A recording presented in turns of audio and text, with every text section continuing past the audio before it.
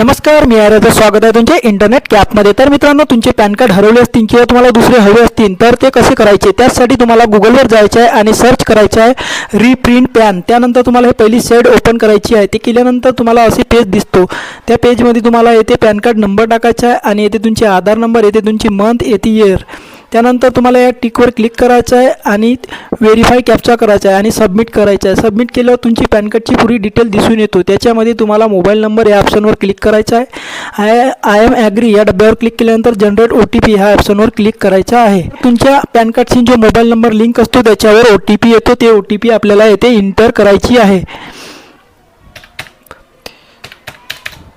आणि valid OTP या ऑप्शनवर क्लिक करायचं आहे। मला येथे क्लिक करून सणारी आय एम ॲग्री या डब्यावर क्लिक करायचं आहे। प्रोसेड टू पेमेंट या ऑप्शनवर क्लिक करायचं आहे। क्लिक केल्यानंतर समोरचा पेज आपल्या समोर ओपन होतो। पे कन्फर्म या ऑप्शनवर क्लिक करायचं आहे। पे फोनपे यानं पे करायचं आहे आणि तुमचं पॅन कार्ड तुमच्या घरी 8 ते 10 दिवसात पोस्टद्वारे पाठवल्या जातो। धन्यवाद। व्हिडिओ आवडला असेल नक्की लाईक करा।